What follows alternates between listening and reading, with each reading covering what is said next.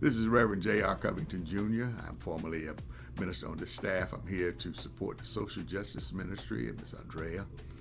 And I want to say today how important it is for me to say to all those listening how important voting is and registering if you haven't. 52 years ago, I was an 18-year-old who had first registered to vote. I'd also registered for the draft. I was with a difficult place.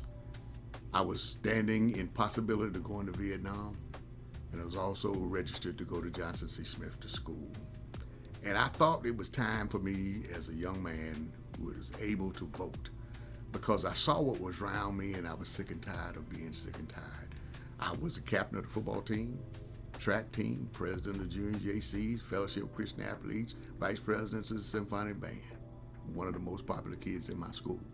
Yet, when my friends who were other colors and other races saw me downtown with their parents, they wouldn't speak. And I couldn't understand that. I went in the drugstore for my mom to get her medicine, and they'd give me a token for a free Coke, but they wouldn't allow me to sit down at the cafe and drink it. When we went to the hardware store, feed store on Saturdays, Mama got things for the hogs, the chickens, and the garden, and I would jump in for a hot dog, and she would tell me, "Hush, boy."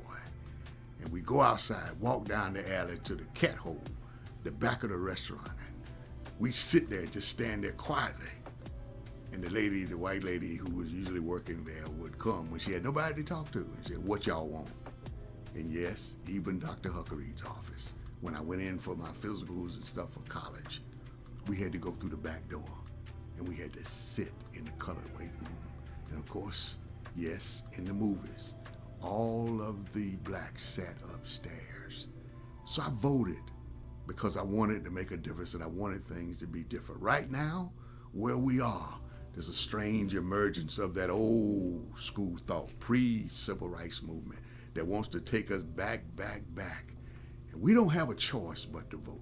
I have a small 8-year-old girl who's my granddaughter I love desperately. And I had hoped that she would have a great future. But right now, that future is in jeopardy.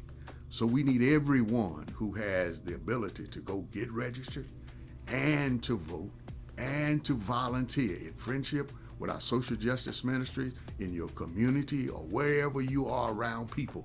We are in a fight for our life. We're in a fight for that we call this country, a country of democratic values. And so we're asking you today, wherever you are, no matter what your personal situation is, if you don't vote, Athena doesn't have a future. Your grandchildren and great-grandchildren won't have a future. I'm 70 years old now, long ways from that 18. I'm in the evening of life. Afternoon has passed. And so my time to make a difference is right now. So I'm standing today to pledge that I'm going to do everything that I can during this election season to make sure that we have a country that is worthy to all of us and can be the place that it should always have been. And we ask you to do that the same today.